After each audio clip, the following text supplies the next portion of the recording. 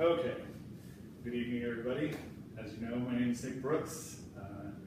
Happy to be here with you, giving you a brief presentation about my current place of employment, the Department of Veterans Affairs Charge Card Operations Division.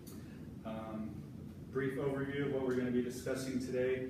I'm going to give you a brief historical background of the Charge Card program. We're going to talk a little bit about my department's responsibilities and roles. Then I'm going to briefly discuss a couple areas of improvement that I think would be beneficial for us there. There's three main governmental acts that prompted the creation of my department. The first is the Paperwork Reduction Act of 1995. The main purpose of this act was to improve information security by limiting the number of printed materials that the government uses. The second is the VA's Simplified Acquisition Procedures, which regulates how the VA does business, how it solicits vendors, and how it makes payments to them.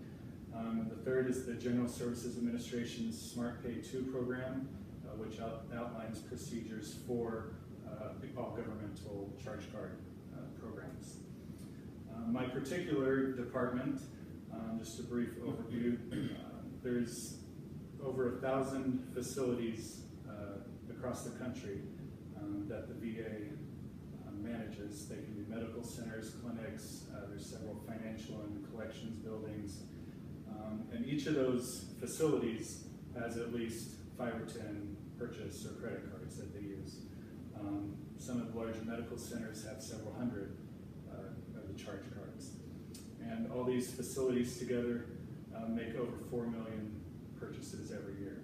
So there's a lot of data, a lot of information that is flowing through our department. Because of this huge number, as the VA has grown, the central office in 2010 decided to centralize the oversight of the program to DC, and that is how my department was created. So that's a brief intro to the background of the program. We're going to discuss a couple of my department's roles and responsibilities. As I just said, we're in charge of monitoring the entire program VA-wide. We have to ensure that all the charges that are made on these cards are appropriate. We've had people try to pay traffic tickets on their governmental cards. You would be amazed at some of the nerve people have to use the charge cards with. But that's a different story. The other main thing that we have to do is ensure that the correct funding is used. So when they charge the card, the government has to pay the bank that these charge cards go through, and it has to come from the correct funding sources. Another important thing is, we have a dual responsibility to taxpayers and veterans. It's a serious thing. I'm sure you've seen the VA and many other governmental organizations in the news misusing funds. So we want to ensure that they're used appropriately so that we can ultimately provide the best services and goods for our veterans. And the third major point that we're in charge of is ensuring proper payment and distribution of rebates. One big plus about using charge cards is we get 2% of all of our purchases back. So when you look at our spending on cards annually is over $4 billion.